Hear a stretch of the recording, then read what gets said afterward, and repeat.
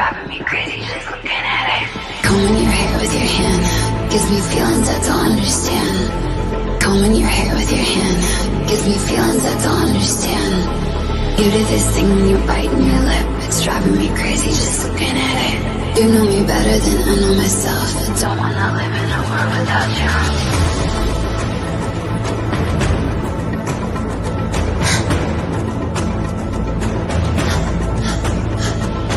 You do this thing when you're biting your lip. It's driving me crazy just looking at it.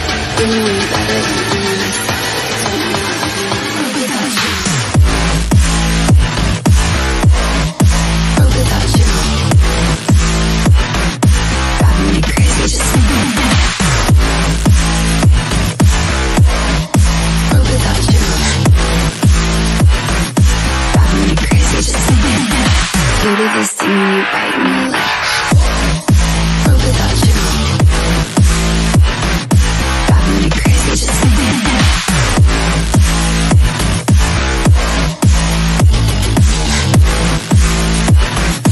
Driving me crazy just looking at it. Combing your hair with your hand gives me feelings I don't understand. Combing your hair with your hand gives me feelings I don't understand. You do this thing when you're biting your lip. It's driving me crazy just looking at it. You know me better than I know myself. I don't wanna live in a world without you. You do this thing when I'm talking to you, like everything freezes and it's just you. You do this thing when I'm talking to you, like everything freezes and it's just you. You do this thing when you're biting your lip. It's driving me crazy just looking at it. You know me better than I know myself. I don't wanna live in a world without you. Give it to me like world without you. Just looking at it. World without you. Driving me crazy just looking at it. You do this thing when you're biting your lip. World without you. Driving me crazy just looking at it.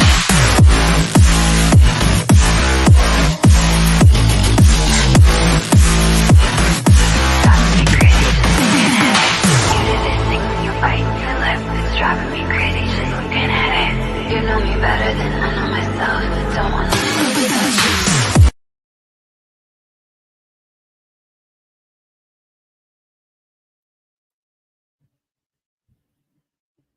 Afternoon, people.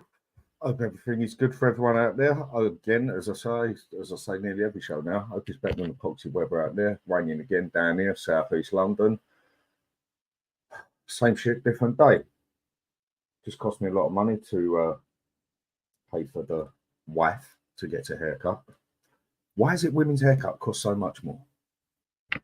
Either way, but they know how to spend the money. I think women know how to spend the money just as good as a football club, if you ask me. But I suppose that goes off to a different side.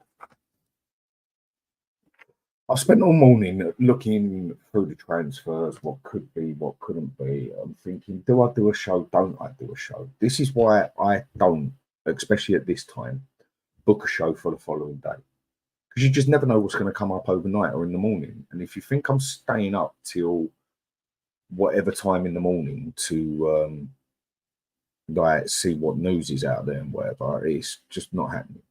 So what I usually do is when I get up at about 9 o'clock, 10 o'clock, I just have a look through what's going on. If there's anything interesting to go on about, then I'll slap something on and go on about it.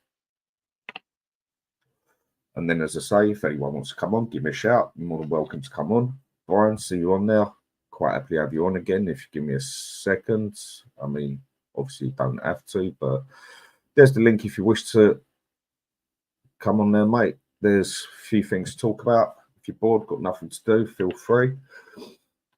And yeah, there are quite a few things actually going on this morning. Now, we all must admit, and we all know that most of the transfer talk is just bollocks anyway, yeah? We know all that.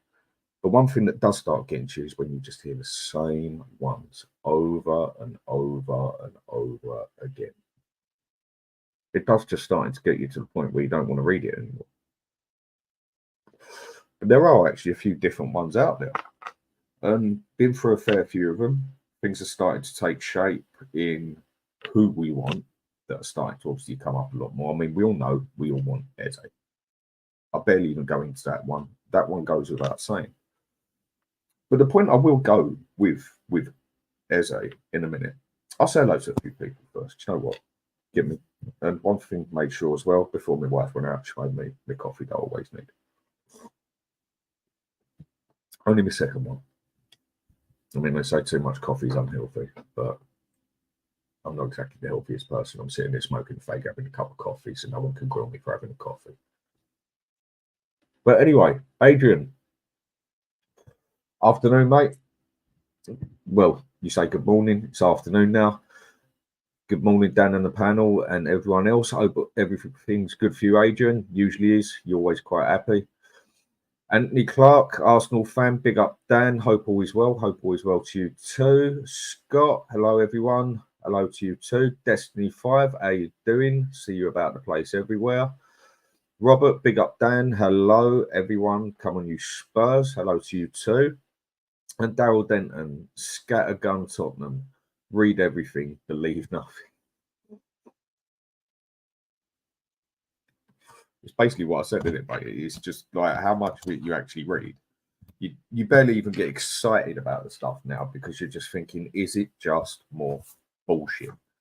Because I think with every transfer window that comes up, I'd say 8 times out of 10,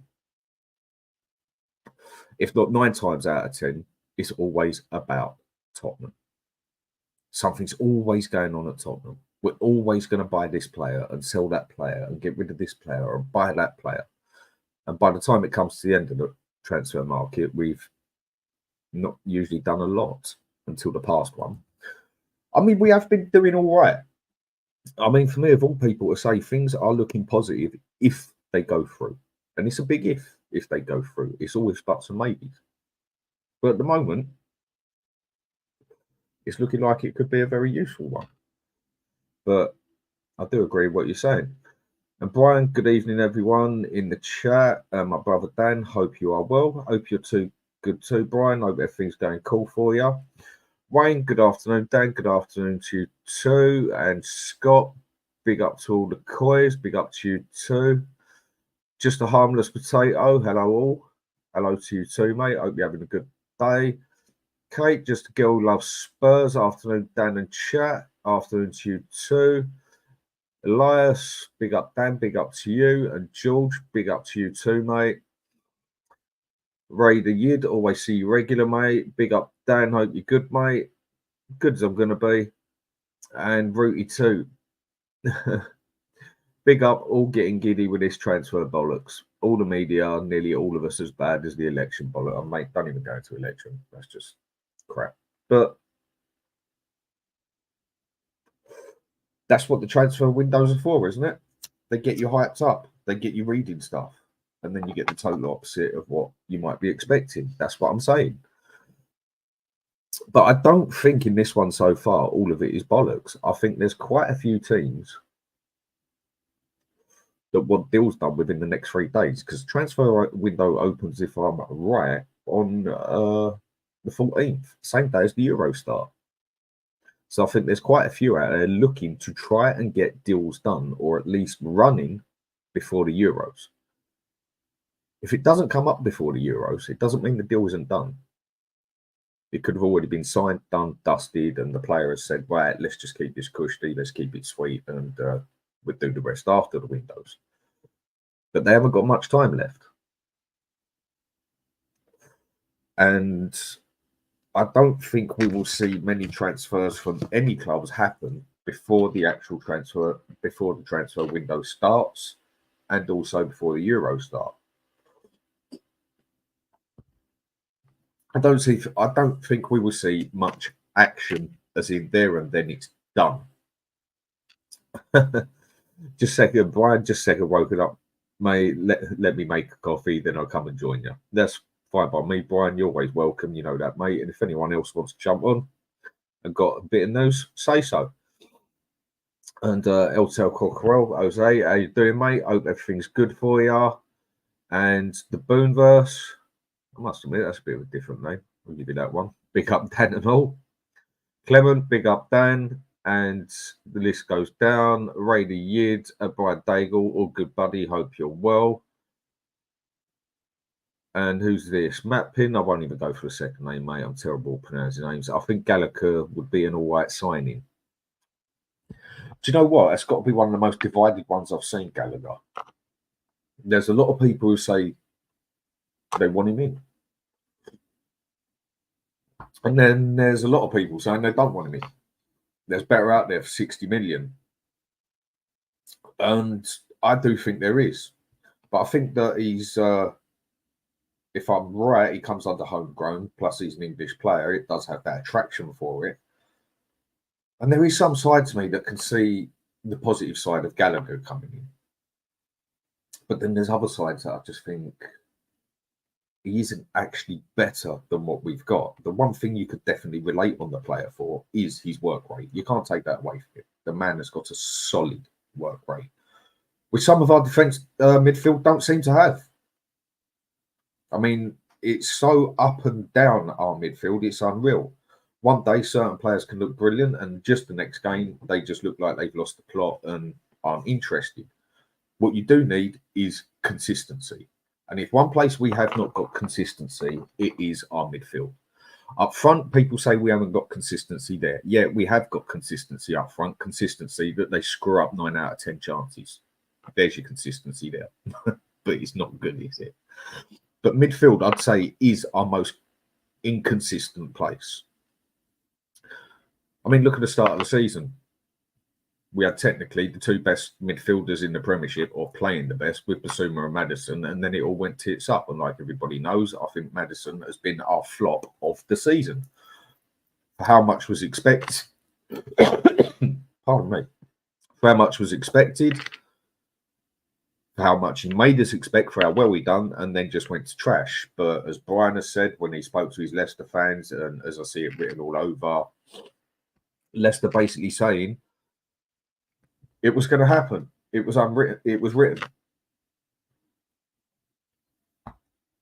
Lo and behold, it nearly happened fact for fact on what they warned us at. They warned us nearly on everything, and it basically happened with him. And Basuma, we all know he just fell to pieces. So I'm not going to go over it all again, but them two just looked absolutely solid.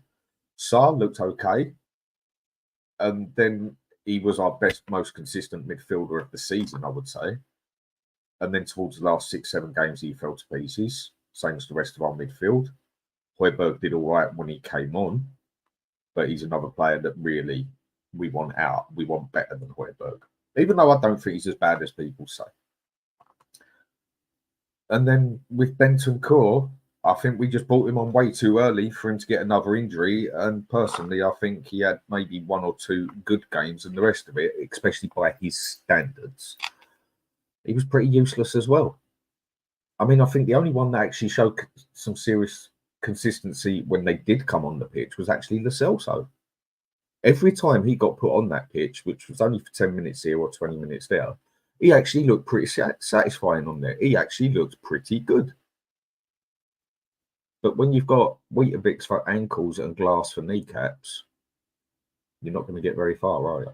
And it's been the same with him since we basically got him.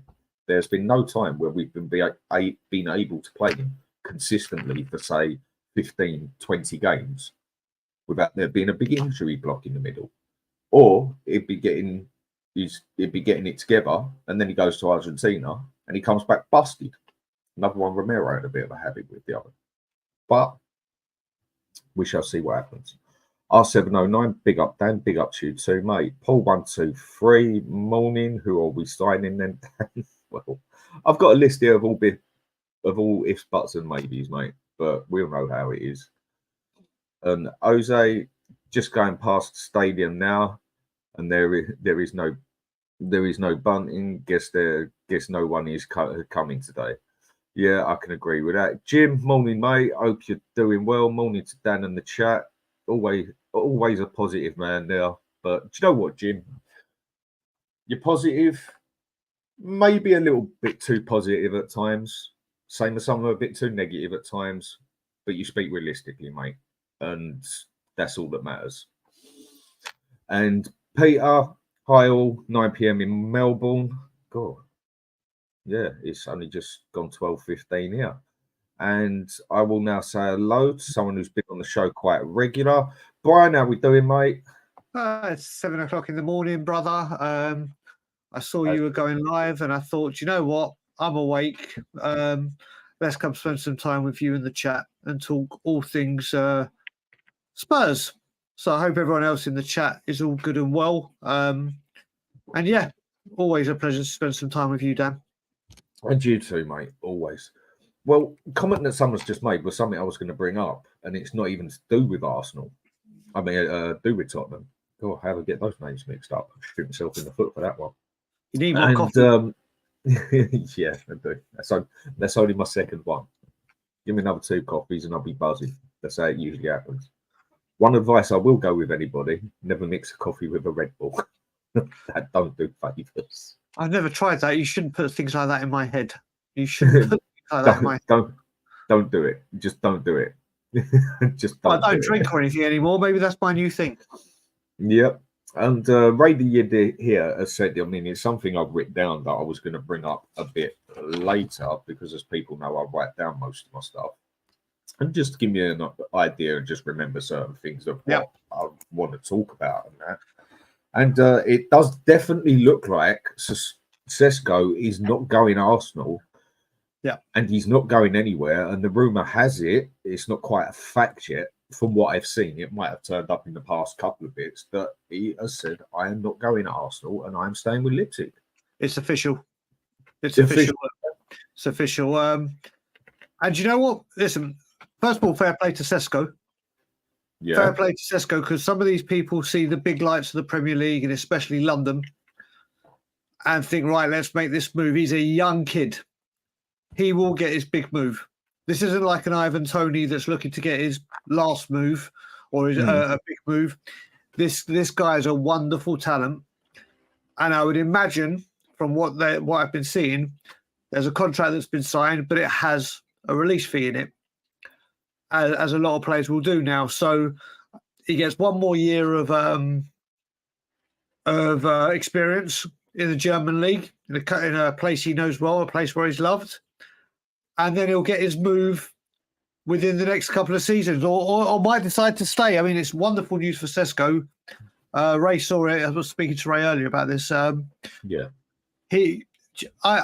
appreciate players that do this, that don't at this age, that see the bright lights. Like for instance, people know I want Gyökeres so bad. If we don't get him and he says, you know what, I want to stay at Lisbon for another year, fair play to him, because already a lot of people are saying, is it a one-season wonder or whatever? Go prove yourself. The time will come. The worrying thing I have with the Arsenal is I think the fee was around 50, 60 million pound for Cesko, around 43, I think. I read it was between 40 and 60. There's always that massive gap in the middle, isn't it? That's it. I mean, Arsenal are probably looking at him a lot because A, he's a good player, but B, look at the value for him. I'm concerned Arsenal will they may have lost out on target 1, but should they need to spend above that, they will. They will. So they may have lost out on the their premier target because of him wanting to stay. It's now, okay, we'll go for the next one. And if that next one is 80 million, or let's just say for shits and giggles, it's Isaac's. And by the way, did you see the goal he scored yesterday? My God, Isaac yesterday. This player is so special. He is so special. But that's not going to happen, that one. But I'm saying Arsenal would. If Arsenal were determined and they said 100 mil or whatever, we know Newcastle do need money. They do need to level themselves up. We know Arsenal have done it. That's the worry. Arsenal have gone and done it. I don't think Arsenal will get him. I think he will stay at Newcastle. Well, I hope he does. But yeah, Arsenal losing out on their primary target is big news today. And it's us going ha ha ha. But I don't know why. I don't know why we're going. Listen, I know people going, oh, look at them getting them this one. It's fallen through. But Arsenal will look after themselves and pay what they need to get the player they need. They've lost out on target number 1. So let's see where they go now. Exactly. I mean, just something George is saying there. Everyone is talking about Eze playing on the left. But I think he's a better option to play than Madders on the right and ease through the middle. basically essentially Eze is better and more consistent, in my opinion.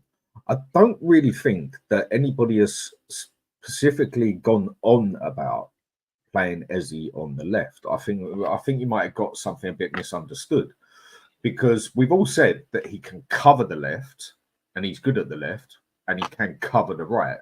But nearly everybody I've spoke to has said they want him as number 10, if that's what you want to call it, as the attacking midfield central, as the attacking midfield playmaker, whatever role you want to give him now.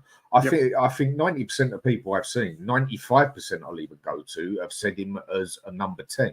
I haven't really seen anyone preaching on, I want him to play on that left, purely to play on the left. I don't think I've actually seen many say that. I think most people have said they want to see him as a number 10. That's where I want to see him. It's where I want to see him. It's where the same. It's like I said, I wanted him last summer over Maddison, so that position is good for me. But what I do like with Eze is, let's put it this way: I'll go back to the time when we had Son and Kane. You're right, Dave. When we had Son and Kane, when Son wasn't on form during the time that Kane was out, and that wasn't very many times, I used to say, well, we've lost our main striker, so we're one player down. Then you've moved Son out of his best position to go into the position he's not strong enough. So that's two players. And then you've got to bring someone in from the bench to play at left wing that couldn't even get on the left wing in the first place.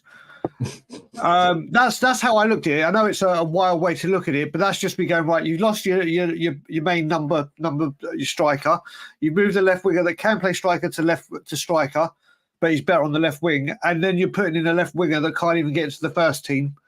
So you're weakening the team, obviously. But the thing where I'm going with this is I think Eze can do, and he's shown for England, he can do the left wing. He can do it. So can Madders. Yeah, but I think Eze can do it better. I honestly, yes. I think he's got better. You look at it. If you say now compared to last season and the seasons before, if Son is out, Maddison and Eze will take 10 and left wing. That's a hell of a lot better than what we've had, isn't it? That's a hell of a lot Without better. a doubt. And then Destiny coming alongside them. So with Eze, I want him to be a number 10. I want it to be the kick up the arse Maddison needs. Can you imagine if Maddison gets back to where he was, Eze hits his potential, if he comes, obviously, then look at that competition. Yeah, I think Arsenal aren't dropping 200. No one's dropping 200. No one's that desperate, mate. Well, the thing is, you've got to look at it. We were talking yesterday, Dan, just quickly whilst we were mentioning Newcastle there. Mm-hmm. We were talking yesterday quite a bit about the people that need to sell their crown jewels. The three crown jewels, I'd say, at Newcastle are Gordon, Bruno, and Isaacs. Isaac, if it's 200 million, not happening. Bruno, what I will say, if you've watched stuff on Bruno, who I love as a player, not a bad player. He's incredible, but he is idolised in Newcastle. I wouldn't say as far as Shearer-esque, but he is, and the fans adore him, and he adores Newcastle. So I think he's going to be the hardest one personally to get out. So I think the other one is Gordon, and Gordon is happy there. So you're looking at it; they're going to need to trim these books. It's who, if they get the values, and who actually is going to want to go out. Because you've got people that genuinely love that football club. And they're always the harder ones to get out, aren't exactly. they? The ones that don't want to budge, whether it's for a money reason, whether it's that they love the chat, whether it's they love the place, the fans, or whatever else. It's always a hard place when someone doesn't want to go. Some people will just sit there just to lap up the money because they couldn't give a shit about the football. Other people want to stay there because they really want to make their place there. Other people stay there because they love the vicinity and they love London or whatever. There's loads of reasons why a player would say, I don't want to leave. Then maybe the offers he's getting aren't clubs that he'd want to go to. Exactly. So getting a player out who don't want to go is not easy. You look at all the other teams, like we're talking Morgan, Gibbs-White and all these other, they may want to leave Forest. But if you go and watch any interview, and when I say interview with Bruno, I mean behind the scenes or not within Match of the Day, Sky, whatever. If you go watch that Newcastle documentary, that was on Amazon, which is one of the best documentaries that were actually out there. I think it's an absolutely brilliant documentary. You will see how much Bruno absolutely adores the Newcastle fans and being in Newcastle. Big up, Alan. Big up, brother. Big up, So, Alan. If you're free, mate, and you want to jump on, send me the message and I'll send you a link, mate. But I presume you're at work on your lunch break. So yeah, we'll see what's happening. But yeah, going back to Eze, I think you get Eze. Big up, Aussie. I think if you get Eze and Maddison competing, what a battle that is. And should Son not be available or be pushed into the centre, then you've got obviously them two to fight for the left. But then you've got, obviously, can't get away from it, Werner's there as well.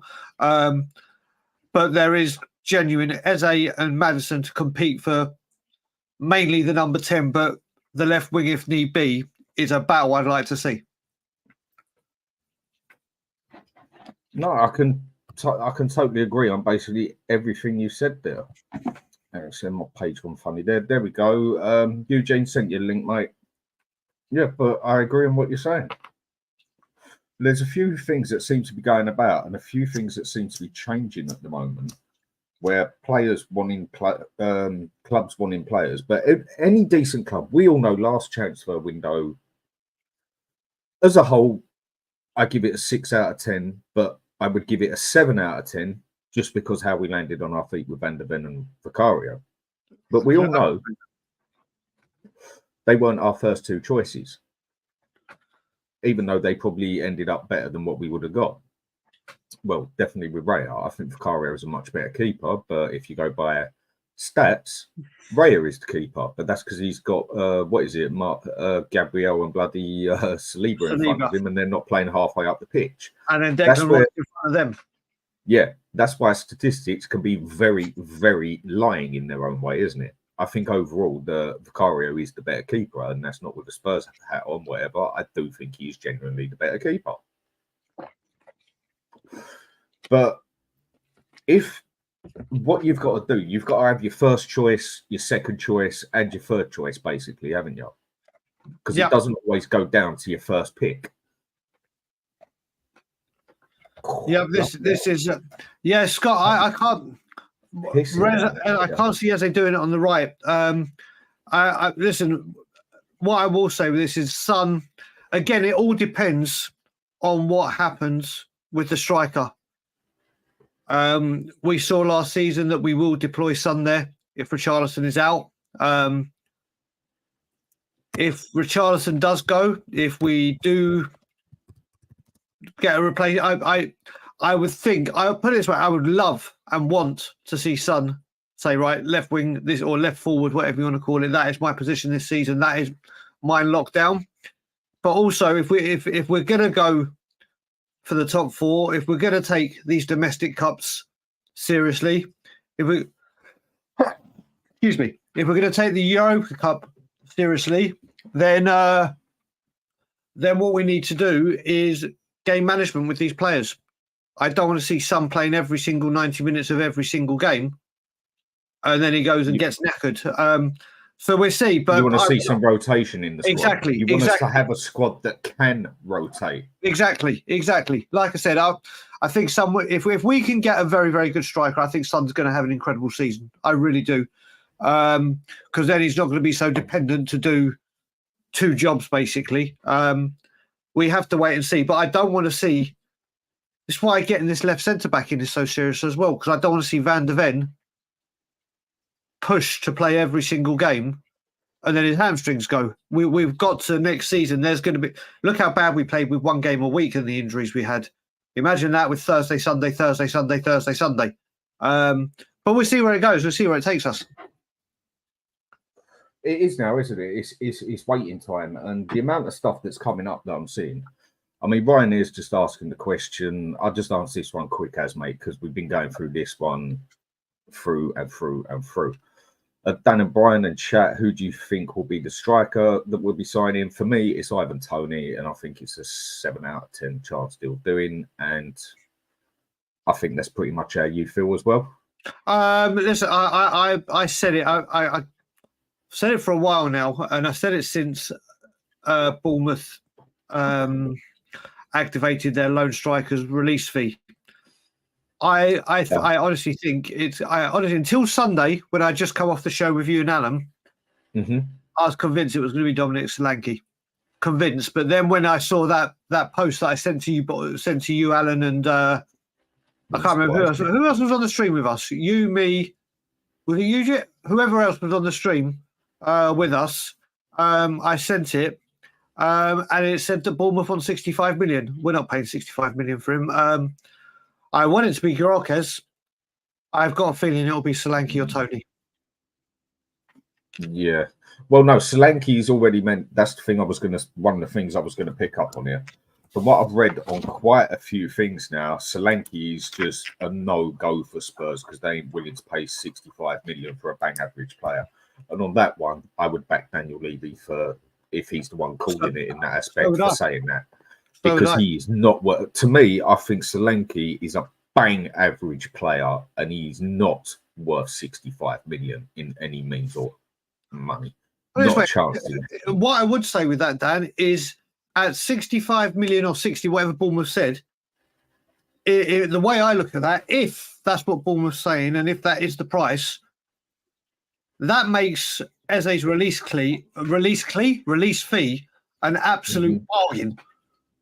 If Dominic Solanke is rated at 65 million, and from what we're hearing, the release fee for Eze is 60 and 8 million in add-ons, so you're looking at 68.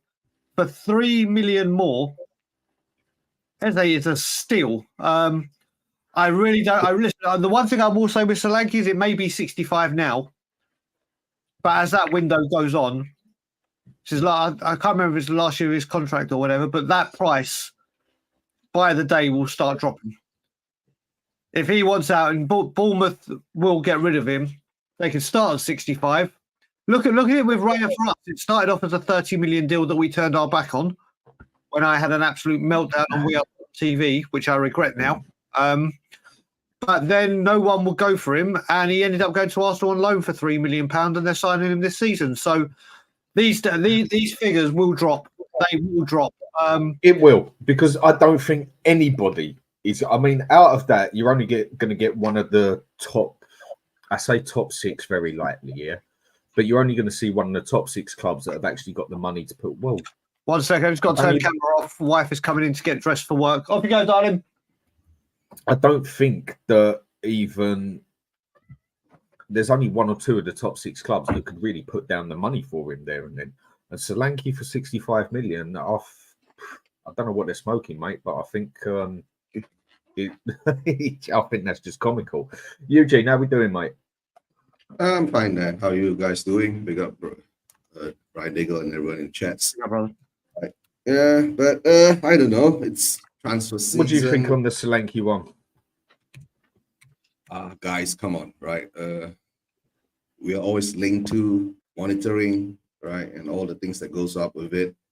At the moment now, all I just want to see is that by the 14th of June, right? Let's see whether we get our first signature on the contracts for Spurs players coming in, right? Whether it's Solanke, Eze, the truth, don't care too much anymore. Just as long they come in, just as long they fit the system, just as long that whoever comes in at this time, right?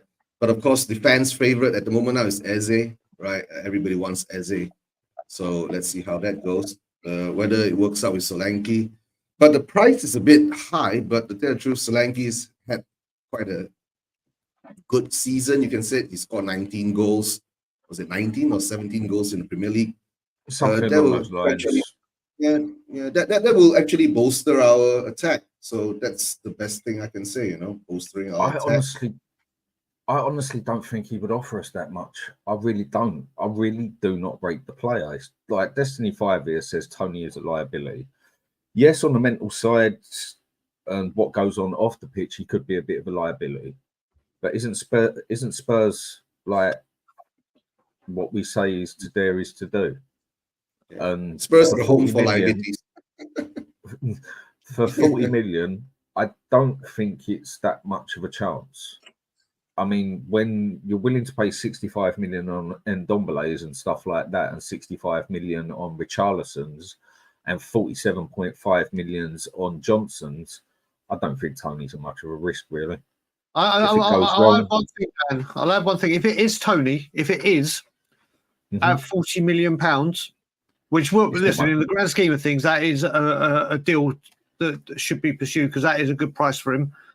I would want to see a second striker come in just in case. Because can you imagine if we buy him? Let's say we buy him, he signs for Tottenham Hotspur, window closes, starts off well or bad, doesn't even matter.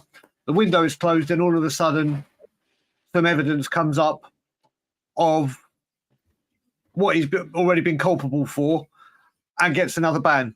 Not saying that will happen. It could. Listen, we could sign him. He could be wonderful. No bans. He could be a breath of fresh air, 20 goals plus a season. But there is always that doubt that could you imagine if we just spend 40 million on a striker? He is the one. And as we've heard, the one in, one out kind of system. And then 2-3 months into it, he gets banned and we're back to having no recognised striker. As if Richie could still be here. I think it's a big risk. I think it's a big... Put it this way, if he didn't have the betting scandal behind him, I would be a lot more inclined to get the deal done.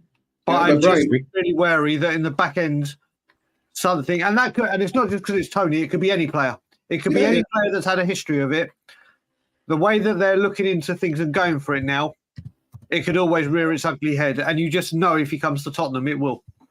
Yeah. No, but Brian, like every player that comes into any club, right? There's no guarantee written whether they'll turn up good or not, right? But of course, we know that Tony has got this, what I call this thing hanging over his head and all that. His reputation, he's gone through a ban and all that. The only thing is that if he comes in, he performs, right? It doesn't matter what happens, right, in the background. But if it does turn its rear its ugly head again, that's the risk that we have to take. But the thing is that, honestly, I wouldn't mind having two strikers. I mean, if Richie does go, right, and we get a good price for him, or, a good offer that comes in for him, right, from Saudi or wherever, I wouldn't mind having Tony plus maybe Jimenez, right? These two strikers might actually help us out, and we will have a good, squad depth for that. I don't think we're going to go for two strikers because Son can cover a striker place if needs be. We all know he's not an out-and-out striker, but he did score 17 goals. And I don't think us going for two strikers would be the smartest move anyway, unless we get at least 3 players we want and then go for a striker. That is what we do at least need one, right? I mean, we all exactly need one, right? And we already seen, even though last season with Son scoring 17 goals, right? He wasn't very happy being in that role. Son can't. He doesn't like playing where he's what I call bogged in and he can't run into space, right? And maybe he doesn't have that kind of skill to get past players on that kind of scenario, right? I would rather not play Son anymore in that role anymore, unless you say you're playing such a team which is weaker. Eugene. I was one of the guilty ones who said Son's done on the wing, sticking down the middle. Now, for me, if you play Son as a sort of if you play Son as a sort of false 9, get him to come back so the playmaker or the other two can put the ball in front of him that he can run onto, like they did a couple of times. I think you can see the best out of Son in that way, the way Harry Kane used to do it with him all the time. But when it comes to poaching, when it comes to being in the box, when it comes to being a target man, Son is worse than Richie. Because he's just got no muscle on him whatsoever. He can't. It's just not his style of play, and that's not even slating the play. He can't score with his head, right? Last season, how many of our forwards apart from Richie actually scored with his head? And Richie didn't score a lot with his head, right? Big up, Steve. Yeah. So at this moment in time, honestly, we do need a striker which can use his head, because if we can't score with the the tippy-tappy tap-in goals and all that, right? We need the high balls coming in and someone actually using his head. So that's what I feel that we are missing at this moment. We go through our stats and all that. Tony is good with his head. Jimenez is good with his head, right? Richie is supposedly... For me, the reason I would have him is because it's like I relate to players and that. He's a poor man's Harry Kane. He can basically do everything Harry Kane did. It's just he's not as good at it. The only thing he is better than Harry Kane is he is quicker. But he's a bit of an all-rounder. He's a bit of an advanced forward. Zirkzee at Bologna, Dan. You've probably seen Bologna a few times this year. You love the Serie A. Zirkzee's in that same kind of mold. False nine. Yeah. Can play make. Like, there are strikers, and then there are footballers, and then there are false nines. Strikers who can play football, like, as footballers, right? They can dribble, they can pass, they can play make, they can do striker stuff, run the channels, good with their head. Some, for a false nine, you don't really need to be great with your head, depending on how the manager sets up and everything. But like, that's obviously something that Harry Kane has for sure. But yeah, like a Zirkzee, a Tony, those kind of strikers they're definitely in fashion in terms for Ange's style. I think that is the best all rounder. Because if you look on Richarlison, to me in the middle, he's more of a target man. And what I mean by that is you'd use him as the target to use his head. Yeah. Get a good cross in there, a floater, a drift, whatever you want to bloody call it, and use him for his head. But we haven't got the capability of crossing that ball in. Bro, if I'm Richarlison, I'm giving Simone Inzaghi a call, being like, "Yo, because over the years, Dan, Inzaghi's had lots of different strikers in that front too. Lots of different kinds of strikers. Alexis Sanchez, Arnautovic, Lautaro Martinez, Dzeko. Now Thuram, who's brilliant, and like all of them none of them were complete flops that were useful at certain points. Go somewhere like that, play off Lautaro. That could be an interesting. That for me, that would be an interesting move on like a free or something. That could be somewhere where he succeeds. Whether he's that caliber, not on his own, no, but like that's his best bet. Go somewhere with a front two under a good coach. Dan, just quickly, mate. Just quickly. Have you? I've just big up, Steve. By the way, brother. Have you seen what Last Word on Spurs tweeted 2 hours ago? I've just sent you a screenshot. You can't play this game I'm about to play. Eugene and Steve and everyone in the chat. See if you. This broke from Last Word on Spurs 2 hours ago. I've just been sent it. Tottenham are continuing. What do you reckon the next 2 words are? Monitoring progress. There you go. Tottenham Hotspur are continuing to monitor the position of Morgan, Gibbs, White at Nottingham Forest as their interest in the transfer deal remains strong. This is a point I was going to bring up. It's a great. I'm so sick and tired of this. Monitoring progress. It's so predictable. Even Spurs fans, non-Spurs fans like me know. That's like exactly. But the thing I have read this morning on 2 pages, and again, I can only read by the bullshit that comes out of the press, is that Morgan Gibbs-White isn't actually our first choice. He's meant to be our second choice if we don't get Eze, is what I've read. Because Morgan Gibbs-White, he can play as a central midfielder and he can also play as an attacking midfielder. Or off the right, kind of. Well, the problem with that, Dan, is Eze's gone to the Euros. And I believe they flew out last night or they're flying out as we speak, one of the two. But Forest need to sell before June 30th. Yeah. And if Eze's out there, gone July, it won't make a difference to us because Nottingham Forest are the ones that will be in trouble. Yeah. But once again, I mean, how have we got... Surely our deal should now remain uber-duper, super expeditious, strong with the strength we are. I mean, how much more monitoring? It goes on to say, listen, since arriving at City, he's made 80 appearances, scoring 11 goals and provided 18 assists. Those stats could be better, but he's playing with the Nottingham Forest team. It's just, you know what it is? If it had been any other club, I'd say, okay, they're keeping an eye on it. They might make moves. We all know what this terminology means. We all know. Yes. Listen, it is, again, I'll repeat again, this is agents and ITKs, and the person that said it is Sports Pete. I don't even know who he is, so he could be a tier ZZZ for all I know, or a tier, whatever you want to call it. But do you know what it is? It's the language. It's the language that they use time after time, and I think people know what's going on. This is a time where obviously we're clearing the decks, to welcome new arrivals, just start doing it. Just start doing it. You've seen that even today. I've got told by people when I put this after the show we were on, Dan. There was a last word on Spurs tweet about Morgan Gibbs-White with the words monitoring. And again, I said, stop monitoring, start signing. Mm-hmm. And so many people were like, the window hasn't even opened yet. The window hasn't even opened yet. I'm like, okay, and there's no risk. You can buy someone halfway through the season. Exactly. You just someone anytime when you want. You just can't declare them. And you look at it, again, it's a free transfer. Lloyd Kelly has been given the here we go. He's a Newcastle player. Yeah. It's amazing. Who'd have thought? Big team. Opions got unveiled by Chelsea. Adebayo, the centre back. Yeah. Chelsea unveiled him as well. That's what gets me. People going, the window's not open. And then they'll go, yeah, but he's a free. And look at what Chelsea did with what's his face, the one who couldn't play for them that they wanted as a striker, even though he played on the left from it. And Conte, they'd already got him 6 months earlier. Yep, they already bought him halfway through the season, basically, didn't they? Liverpool signed Dutch kid from PSV. What's his name? Cody Gakpo.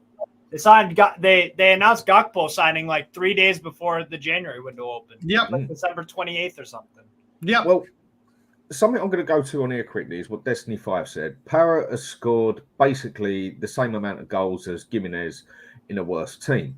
Give Parrott a chance at the number 2 striker. Well, actually, from what I've read this morning on about 4 different pages, Parrott is one who is for sale. Because he isn't looked at as a player that he's going to get into that first team anytime soon. And they're thinking the longer he hangs about, I presume, the less price we would get for him. Parrott is meant to be one on the top list that we actually want to actually cash in on. Mm. Now, guys, it's very simple, right? On the striker side, right, we've got Parrott, we've got Valise, right? These 2 guys are on the fringes. You get what I'm saying? So at the moment now that you say out and out that we see, right? Parrott, Valise, and Richarlison. If we let Parrott go, most probably Richarlison is going to stay, and most probably we get one more striker in. Yes, so whether it be Tony, Jimenez, whoever we get them in, right? Be somebody from Japan, or Korea or whatever, right? So all I can see is that for the Morgan Gibbs-White scenario is that BB will always drag it out. They know that Nottingham Forest, right? They have to sell before 30th of June. So there's going to be a big, long tussle there. And most probably, if Morgan Gibbs-White scenario plays into fruition, that means that our Eze scenario most probably won't be happening. So he could be just the part 2 of it, or the backup of what we can't give. You can't get Eze. And like what Brian says is correct, right? We can actually make sure the player is ours, right? Get them to commit to the club or sign a pre-contract or something even before. You're going to sign the contract. But Eugene, you've drifted, mate. The thing I've mentioned is Parrott up for sale. Yeah, that is one I must admit I wasn't expecting to necessarily see. But do you think that's a bad idea or a good idea? To tell the truth, I said we already have a lease there. And we're going to bring in another striker or a second striker with Richarlison there. Parrott has to go. Unless we're going to put him out on another loan, whether that works or not. But like all I've been saying, out about 5 or 6, isn't he? Yeah. And I've been saying we don't have the extra cash, right, to play around with. So you need to sell players to get that money. That's how I see it, right? And big up to Ryan. I personally don't think it's the worst idea. I really don't. I don't think he's going to get into that first team anytime soon. He must be getting frustrated himself for just hanging about. We see this a lot. Maybe to Ange he's a surplus. You get what I'm saying? Maybe to Ange he's a surplus, or maybe to Ange doesn't see him as the player that he wants. That's why he's not even in the fringe of the first team. Last season. Well, he was on loan, wasn't he? Yeah, he was on loan. But if you want to You've got to look at it this way, and this way is the way I would imagine Tottenham Hotspur are looking at it. There is Valise, there is Scarlett, there's Troy Parrott. Obviously, you've got the other youngsters coming in. Right now, Troy Parrott will hold the most value for selling and the most interest. Because he's from coming Dutch- off from the Dutch season at clubs. Excelsior. So there's other Dutch clubs that have seen him. There's been rumours with AZ Alkmaar. Mm-hmm. If Spurs are looking to clear the decks, and I honestly, if you look at it, Troy Parrott has had a wonderful season in Holland. He has done his reputation absolutely no harm at all. In fact, he's enhanced it a great deal. I can't see him. I personally think Scarlett is better personally, and will be. I can't see him getting over Valise once Valise has his loan deal. And it could come back to bite us in the arse. He could go into the Dutch league and have an absolute stormer. But if you look at the way Spurs are doing things right now, whether he could be the second striker or not, I don't think Spurs are going to. It's do we cash in on him now when we can get a big amount of money or a bigger amount of money from him than the others? Will he sign another contract if we're going to do this with him when he sees everything in front of him? So I think in the grand scheme of things, if you look at it from, and I hate doing this, the business side of the club rather than the actual footballing side. Yeah. I need a shower after saying that. But the business has to be done as well. Exactly. You can't. If we want to strengthen the team, you look at it. Manchester City, and I know it's the worst one to use because of the money they use. They sell their players. You look at the players they've sold, like Jesus and Zinchenko. They sold them when they were still worth a lot of money. Not on their contracts ending. They get rid of their players for a good chunk of change, unless they're worth the money. Like the only one I will say, like Riyad Mahrez, who went back to Saudi Arabia, went back to or I say back, he's not Arabic, but he went over there. Man City looked at it and said, "Listen, you helped us win the league, FA Cup. What we've won it all. You're coming towards the end of the contract. We'll sell you for cheap. You've helped this club so much. Man City will do that. But if we need to raise funds, you look at it. Alvarez, who I think is an incredible striker. Very good. Mm-hmm. He's up for grabs. Right. Yeah, Brian, you must always understand, like teams like MCT, right? They refresh. You say something. They've got Correct. this refreshing program that doesn't stop. Spurs, That's what Brian is saying. That's what I'm saying. So when it comes to Troy Parrott, it comes to Troy Parrott, this may be what we have to do. And do you know what? I kind of feel sorry for the kid because that game we played him against Norwich when he took the penalty, he was completely thrown under the bus by senior players to take a penalty at that age. Yeah, it's an FA Cup. Yeah, you're at home, but like England did in the Euros when loads of people bottled it and the senior players should have stood up. They didn't. He was thrown under the bus. I think this loan move he's had has been brilliant, but he should have had a couple like this. I think he went on loan the previous season as well, but it didn't work out too well for him until MK Dons, I think he was at. But he didn't come until the end. So fair play to Troy Parrott saying, right, I'm going to try and ply my trade in Europe. He's done it. And if you look at it, as much as he I don't may think it's the worst idea. No, do you know what? I honestly, we've seen what happens to these kids. They stay at Spurs, they stagnate, their career's over. This guy, think about him as well as a player. He's probably thinking right now, I've gone to Holland. It's not too far from home. It's less than an hour flight. I've gone there. I haven't had to look. Yes, they speak Dutch, but 90% plus speak English there. So it's not a language barrier. And in a relegated team, I've been a huge success. Yeah. He personally could be saying, do you know what? I love my time in Holland. I want to go back to Holland. So there's so many different facets to this, but I think Troy Parrott will leave, and I wish him all the best, and I hope he turns out to be a superb player. Yep. And I'm sure Spurs will have an option to buy it back or a sell-on fee. So we'll see. But yeah, as much as Troy Parrott might be the one, I don't think he's going to get the opportunity. Nor do I. But guys, I remember we had point I want to bring up on the side yeah. now. Hang on, Eugene. I want to go to another point because otherwise we're just talking about the same thing over and over again. Okay, David Croden. I'm new to Spurs, but followed Ange everywhere. His starting 11 had 9 new players at Celtic the year they won the treble. If Ange gets his way, expect big changes or major upgrades in all positions. Now, my opinion to that one is he did it at Celtic. And that's all I'm going to say. You can't compare what he did at Celtic to what Pep did in the Premier League. He is in the Premier League now. He is not in a club, in a league, which is ranked below the American League. And if he goes and gets 9 new players, we all know at Spurs, they're not going to be 9 quality players. they're going to be maybe 2 quality players and the other 7 are going to be quantity players. Now, if he does say get 9 new players for that team that go in that first team, then to me, he's an idiot. He's just as stupid as what Chelsea would have done. Because you go get and put 9 players in that team from the 11 that was there, they're not going to know each other. They're not going to know how it works. It does not work in the Premiership. Celtic, maybe, but look how tiny and small, I don't care how offensive that sounds, the Scottish League is. Right. Okay, he done the treble there, fair play. You can only say he done it where he done it. But I'm sorry, you cannot compare what he did in Scotland to anything in England. I mean, he was at the biggest club there, who'd won it, 10 times out of the past 11 or 9 out of the past 10, whatever. And I'm sorry, you can't compare that. And we all know at Spurs, I repeat what I said, we go get 9 new players. You do know the majority of that is quantity. So then we've just gone and got rid of Deadwood and probably bought more Deadwood in. What do you think on that? The other thing is about Celtic, and I remember when Eintracht Frankfurt, the year before they won the Europa League, they had about 20-odd arrivals, 20-odd departures and they lost some big players. They lost Jovic to Real Madrid. They lost a few other good players. I think one of their players retired.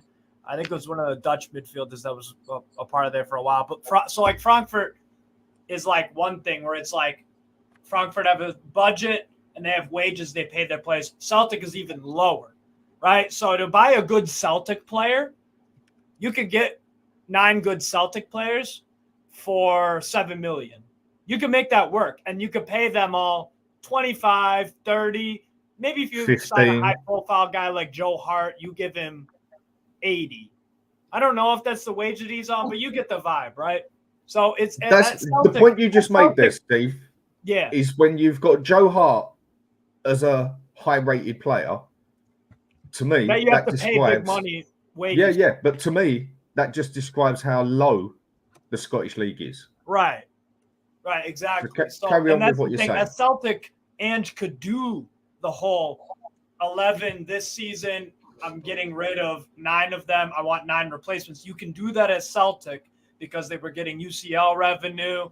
They were getting, whatever, shirt sales, merchandise, whatever. Their income, they can find players that are good enough for Celtic for $8-10 million. I'm going to look up right now how much they spent in, what was that year? Probably 21-22. They spent a grand total of actually 26 million euros, but they sold 37 million euros worth of players. So at Spurs, that's going to be inflated. And also with Celtic, you're competing with Rangers, maybe a Slavia Praha, like those B-level clubs for signings. When you're Tottenham and you're looking for a player, you're comparing with Chelsea. Chelsea want players that you're looking for, or Arsenal, or what's it called? Or a Borussia Dortmund. Like, you know what I'm saying? It's those kind of clubs you're competing with for signings. And like Celtics stand out in terms of compared to a Sparta Praha or one of those kind of clubs where it's like they're a decent Europa League team, those kind of teams. So that's also the context of why Ange was able to bring in 9 brand new players, because the players that he brought in cost 26 million euros, all the players. But they also had to sell 37 million. That was the summer they sold Edouard to Palace for 16 million. That's the summer they sold Christopher Ayer to Brentford for 15 million euros. That's when they sold Ryan Christie to Bournemouth for roughly 3 million euros. Jack Hendry, Bayo, Olivier. So like, and that, they brought in Furuhashi for 5 million euros. Lyle Abada was a good player for them. Juranovic was only 3 million euros. So that's also the big difference. That's the big difference. Guys, it's just a simple thing, right? It's different levels. That's all. Yeah. It's just different levels, but right? Especially money. Not to disrespect the Scottish League and all that. In the Scottish League, there's only 2 teams competing for the trophies over there, right? Rangers and Celtic. Once in a while, you get the Hibs or Aberdeen or Hearts or something come along, right? But that is the Scottish League. what I'm saying, like when Dan says that once you're moving into the Premier League, right, your challenge is totally different, right? Your challenge is that, you know, there are already 5 teams above us, right? Originally, now you add in Aston Villa, Newcastle coming into the frame, right? And the amount of money that's been thrown around in this type of scenarios, how are we going to compete, right? Unless we can actually put up the wages and put up the transfer fee for the clubs that we want to get it, right? Big example now is Eze. He's got a release clause of £60 million plus 8 million add-ons. If we were serious, right? Put your name on the contract. We'll give Crystal Palace what they want, right? But of course, there'll be negotiations of the payment, how much will be paid, right? And then what are the add-ons and all that. But at least get it done. You know, like what Brian's been saying, get it done, right? But but that's the same with everything. I mean, I'm sorry, Dan. I just want to add something. I think what you got to look at with David's comment about Celtic, he's right. Listen, if you take Rangers, Celtic, the league, whatever out of it, I take all that out. What I read into that is they backed their manager. Tottenham Hotspur do not, as much as we'd love to see 9 quality players coming in, if you look at that first team, to drastically improve that first team, we don't need 9 players. Look what Arsenal have done recently with everything they've been building. So when it came to last year, they're like, right, we need a midfielder general, someone that can come in and do the job. Did they do what we do and go buy cheap and go buy 5 different alternatives before finding the one? They went, no, the guy we need is Declan Rice. We'll go get Declan Rice. And what happened? exactly. That 100 million looks like cheap as chips right now. And now this season we go into it and we look at it and we say, right, if Arsenal get a 25-plus goal a season striker, Arsenal mean business. And they'll go and do that because they've built the team around it. Right now, that first team only needs, I would say, to drastically improve that first team, maybe 3, 4 players. Quality players. We don't need 9. I get what David's saying, but that's what Ange needed, and that's what Ange got. Now we need quality. Let's see if we get it. That is one thing. It does bug me when they but he did it at Celtic for this and that. Yes, well, will people just understand and admit it that though, no matter how downgrading or insulting it may sound, the Scottish League, from what I last read, is the 15th or 16th biggest league in the world. It is underrated. It is under the American League. It tells you everything. One of us could probably go to Steven Gerrard went there and won a bloody season. He didn't even play that good. Everyone goes to if they go to Celtic or Rangers, win a season there. To what he did there, well or done. Celtic, but yeah. You can only look at Joe Hart. Look at Joe Hart.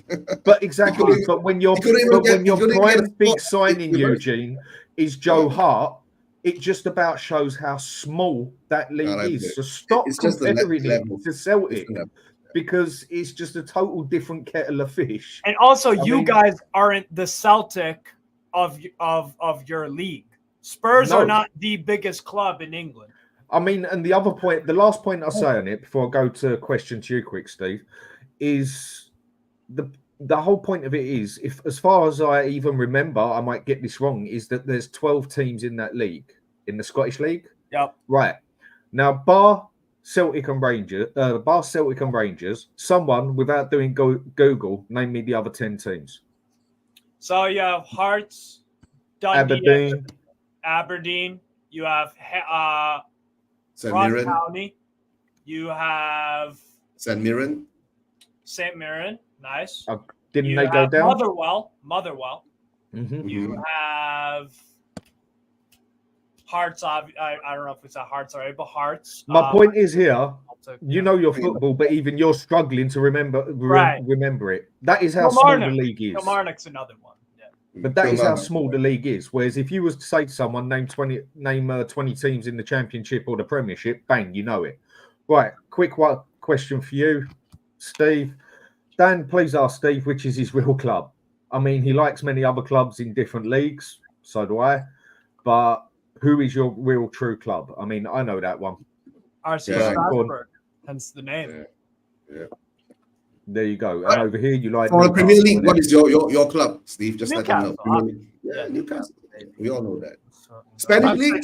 Just quickly as well, when it comes to you can't sign anyone yet, Lopetegui has been at West Ham, I think, 2 weeks. Luis Guilherme. Their third player is in the door having their medical as we speak.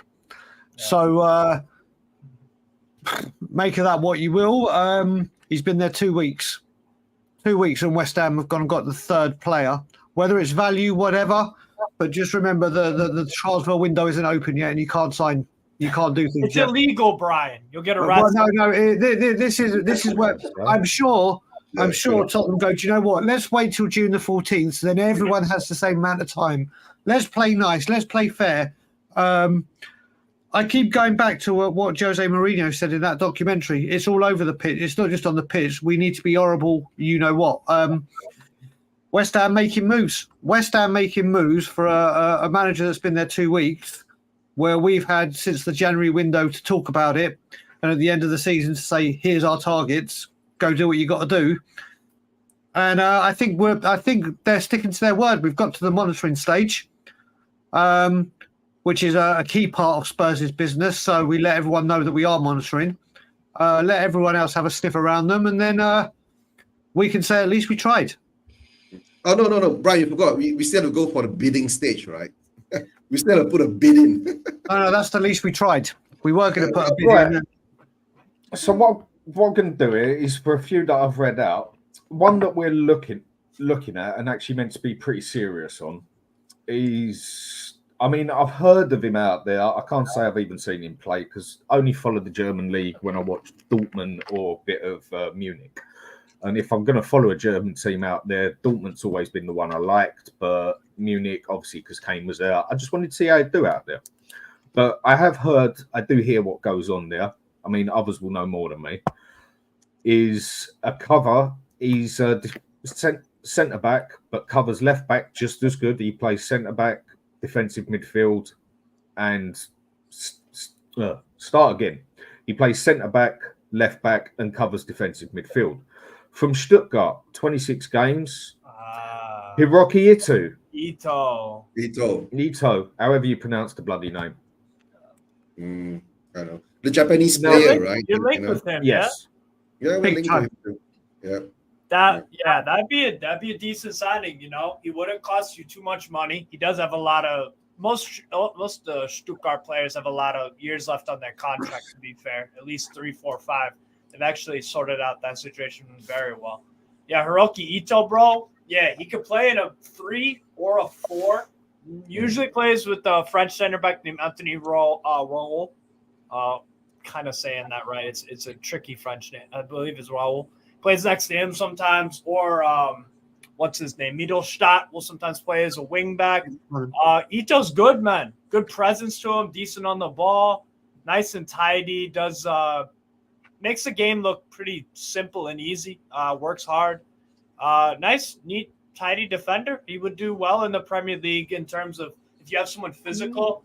Like it's a whenever it's a center back partnership, midfield, or back in the days when more teams would have 2 strikers up top, you want the skill set of both the players to kind of complement each other. So you have a big, strong guy, then you have the guy that's quick. Lautaro and Thuram, for example. Way different players, but they work in a 2-striker system because the coach is like, I need you to hold up the ball, and I need you to get in behind, run. You have to have a good first touch for that. You have to have good vision, time your runs right, so that kind of thing. So in terms that's the way football used to be. Right. You used to have your Eski and Michael Owen up front. You had your target man, your workhorse who hardly ever scored, but then without Emil Heskey, Michael Owen wouldn't have got half the goals he did. Then you guys have Defoe and Berbatov. Robbie Keane. Robbie Keane. Crouch. So guys, what is his transfer fee looking for Ito, right? Is it about 30 million euros or something? So the release fee is there's 2 things that have come out about this. First of all, I am all over this transfer. I really hope we get him. I think whoever comes is going to have to play second fiddle to Van der Ven. I think he knows that, or anyone that comes in. So we're not signing anything Capier or someone like that who I adore. He can also play left back. So if Destiny gets injured, there's very good cover. We haven't then got to stick Van der Ven out. Exactly. Or even if you do, there is a left centre back down that can come in and take that cover rather than Ben Davies. Either way, but then the fee is led to believe is under 30 million euros or thereabouts. But then something came out from, I can't remember who it was, but I spoke about it last night. Spurs have said that he is of interest, but we're not moving for defenders until we sort out the front line or other areas. I'm like, do you know what? You're a multi-billion-pound team. We're monitoring him again. You can buy multiple properties and deal with it and organise it. You've now brought in a transfer team, as in Paratici, Lange, McKenzie, and then obviously Postecoglou. So go and fucking do it then. You can't work on two transfers at the same time. I bet you the hotel and the housing. I bet you the housing development and hotel could get done simultaneously. That will get done. Yeah. But this is the thing. I mean, again, I have to stress everything I'm saying here is what we're hearing from ITKs and shit. It could be the biggest load of nonsense, but again, you never know. It fits the criteria of Tottenham Hotspur, unfortunately. Now, if we're at a place now where, let's just say that is true, and we want to sort out midfield and forwards first, what happens if someone comes and activates his release fee? And it's like, oh darn, we missed him because we took our eye off the ball here. Surely you in modern day football now, you have these transfer teams, recruitment teams, whatever you want to call it, so they can work on multiple deals. And if Paratici is here, Lange and McKenzie could be there, or whatever dynamic of the three. He's negotiating the other scouts. Yeah, exactly. So, again, like I said, the report that came out saying that we're looking to strengthen other areas first before we move to defence. If that ends up to be the case, it just is laughable. But again, it could be utter nonsense because it's silly season. So, but going back to it, Dan, when it comes to Ito, I don't normally do my checking up on people or anything like that, but I heard Ben and Simeon talk about it. And I thought, you know what, let me have a check on this guy. It's a left centre-back, and like Vertonghen, like Van der Ven, I love a left centre-back. So I did it, mate. He's got the attributes. I think he would be a really good addition to Tottenham Hotspur, and at a decent price. This would be one that you say, do you know what, that is a decent bit of business. Yeah. Mm-hmm. And then you look at it on the other side, the Japanese market. Money. So, but that I'm looking at last. Normally I'd say, oh, he's looking at that. But I think this guy could be a very, very good addition to Tottenham. And I hope, if he is leaving Stuttgart, that it is coming to Spurs. Because I think if you look at Dragusin, let's just say, I think he'll mainly play alongside Dragusin, maybe in Europa League or whatever to begin with. You got the brawn and power of Dragusin. Yeah, and you've got, like I said, I look at the defensive centre-backs, and apart from Toby and Jan, obviously, which we all adore, I think one of the best partnerships in the Premier League history is Ferdinand and Vidic. Yeah. You had the one cultured and the one hard as nails. Yeah. Don't get wrong, Ferdinand can mix it, but he was more known for the elegant ball playing. And then he was a ball player. You always had your ball playing defender and your centre back. Exactly. Like John Terry was your centre. And Carvalho. Exactly. That's another one. Was the ball playing midfielder. Exactly. So like when you look at AC Milan, you had Nesta and Thuram in the middle. You had Thuram who held that like an anchor man, and then you had Nesta who could ball playing sort of defender. It's like when you play up front, when you play with your target man, your Emil Heskey and your Michael Owen. It's sort of like the same in defence, isn't it? Yep. So I really hope we get Ito. I honestly, I really do like the look of him. I really do.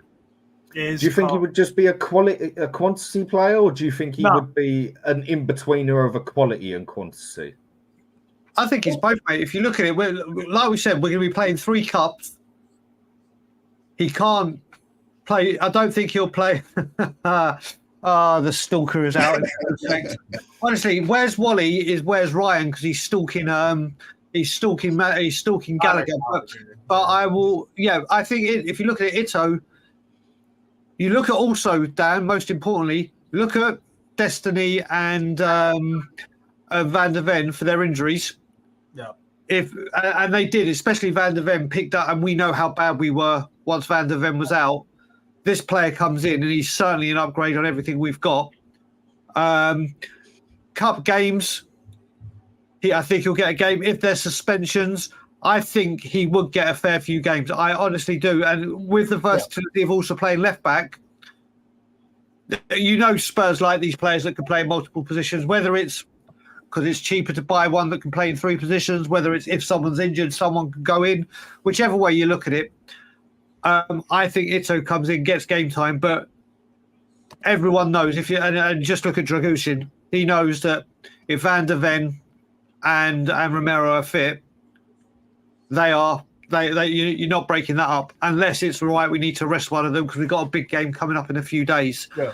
But I think Ito will come. If Ito comes, I think he'll get good game time. And for this one, mate, I think it's quality and quantity. This one will be a really good signing. Yeah. Not as simple as that, right? It's just bolstering the squad. That's all. Right? Just bolstering the squad. Yeah, right? but it's not just getting quantity crap, is what I'm basically saying. Yeah, but if he has the quality, that's what I'm asking. No.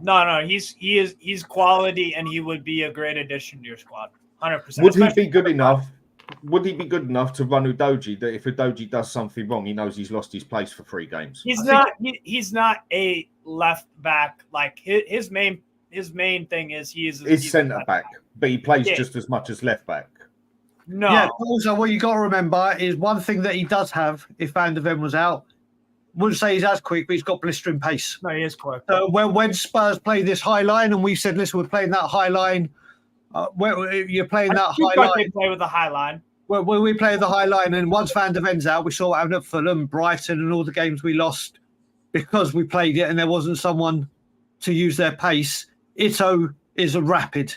He's not Van der Ven rapid, but I don't think anybody is. Exactly. I mean, saying that Van der Ven, look, no matter how much it says, I just got my way. Van der Ven is a freak. He's a freak of nature. He should be, I don't know, he should be put in a bloody X-Men or Captain America movie or something. He's a total freak of nature on how fast he is. And that's no offense to the person. If there was going to be a Dutch Cool Runnings, he'd be Dries Banning, wouldn't he? He would certainly be it. Van der Ven is, honestly, I'm obsessed with that guy. He is incredible. Guys, I got this question for you all, right? Do you think, right, VDV, right, will actually turn into a Bale? Say again? No. Transform into a Bale. Listen, he's nowhere near good enough to be a Bale. Nowhere near. He's not got the. Listen, Van der Ven. I think I've said this before. If Van der Ven spends a large majority of his career at Tottenham, so let's say he does a Kane or something, stays for 8-9 years, a Sonny. When he does leave, I would say he will be in that bracket when people talk about John Terry, Judas, Adams, Terry. He will be Ferdinand. He has the potential to be in that elite group. So does Romero, in all honesty.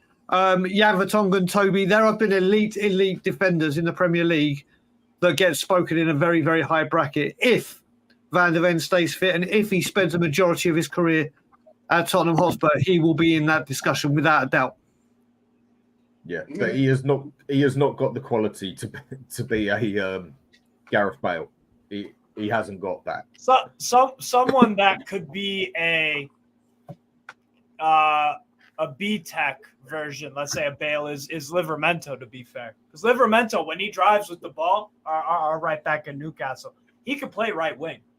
He could play right because he could just drive with the ball. He can dribble. He loves to get like Livramento for me at Newcastle. If you want someone that's like that could end up like Bale, where he started out as a fullback, but then moves up the pitch because he's so effective up front. Livramento would be probably that comparison. But obviously, it's not the quality of Bale, but just right back to right wing, pretty much. I love Livramento, man. I love. Okay.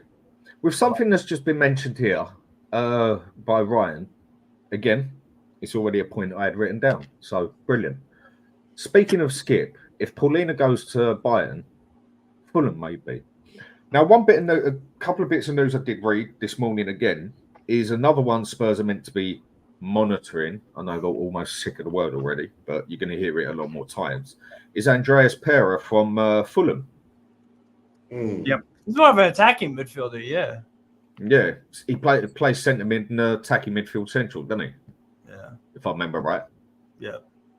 Now, if they sell Paulinho, that's going to be their biggest player gone, as far as I'm concerned. Yeah. I don't think they would want to sell. I mean, where did Pereira come from? Man U, didn't he? Who? Was it Pereira. United? He came Pereira, from? yeah. They bought him off Man. Pereira. Yeah. Would they be willing to sign Paulinho and then also get rid of Pereira? I mean, if we did go for a bid for him, using Skipp might be an option, but I've got a feeling Skipp ain't going nowhere. Not unless we bring in, say, Eze, Morgan White, and Gallagher, because we do need that English homegrown in there, don't we? So unless we go and sign 3 players like that, I personally don't think Skipp's going to go anywhere. But reading about Pereira and that, for me, that would just be a quantity, not a quality. That's somebody. He's all right. He's all right, but yeah, y'all. Exactly. He's all right. Yeah, that's what I why mean. he's at Fulham. He's all right. He would be quantity, not quality. Yeah. Listen, Ollie Skipp for me. I know Ryan brought it up. Ollie Skipp. I don't know why, but I see him being with Paratici doing things. I think he may be used either as a sweetener on a transfer fee or as a bonus, like we'll take one of your players, you can have Skippy on loan plus money. But the most important thing is, like you said, one of the main reasons people say Skippy is going to stay is because of the homegrown quota. If let's say 2 of Eze, Gallagher and Morgan Gibbs-White come in, yes, we lose out on a club-trained player, which is the most important thing that we've got to look at. But then we've sorted ourselves out with homegrown. We're as much as we say all these things, Skipp. This is what I've spoken about before. How we have played. I don't even call them squad players. I call them squad fillers. We keep people in the squad. Just say, "Yep, we've met our quota. We've done it." I used to love Ollie Skipp. I thought there was a real player in him, but he's another one. Or something. He's another one. If he can find another club, I think he'll do very, very well. But he's another one that's fallen foul of wrong manager and wrong style of football to suit his game. And this is where Spurs have an issue. I cannot see how Ollie Skipp fits into an Ange Postecoglou system. I think if he goes to another Premier League team, he could do very, very well in the position that he's best at. Because I think there is a player there. But Where he do you is think he's not. best at? Centre mid or DM? I've seen him play both. Do you know what? Same. I was with Ryan. That's what I asked. I was with Ryan when we went to the Leicester 3-2 when Bergwijn scored those 2 goals. And Ollie Skipp got injured in that game and he didn't play for the rest of the season. For the first part of that season, Ollie Skipp was one of our best players playing in the Conte system. He was absolutely on fire. Not scared to put in a tackle. He was doing everything. And I thought he was I thought, Joe, what you have found your position. You really are bringing something to the team. It's amazing. Then the season went wrong, and then a couple of years later, Bentancur get injured at Leicester. Our season went down the hill. I think, do you know what? Let's just pretend Wharton hadn't signed for Crystal Palace. I think Ollie Skipp goes for Crystal Palace and plays that Wharton position. He does it extremely well. Fulham, he could do extremely well. And Everton, there's plenty of mid-table teams he could cover. And Everton, he could do incredibly well. And I think if he does get the move to the right team that plays, he goes to a team that wants to utilise his best attributes, I think he'll shine. But it's another player at Tottenham Hotspur that, unfortunately, wrong manager, wrong style of play, and you are surplus to requirements. As much as I would have loved him to succeed at Spurs and be able to play in... Personally, if he could play in Ange Postecoglou's system, I think he could have been brilliant. and homegrown and everything, but I don't see how he has anything to add to Ange Postecoglou. Yeah, I think if we went to a Palace and Everton, even teams like that, even the teams coming up are Southampton. There are other teams in the Premier League. I think he could do very, very, very well, but I just think he's going to stay because we won't get in enough homegrown. If Carl Walker-Peters comes in, put it that way, if Carl Walker-Peters comes in, he ticks homegrown, and I'm just saying I don't want it, but if he comes in, he ticks homegrown and club trained, then there's a clear pathway to say, right, Skipp your surplus, off you go.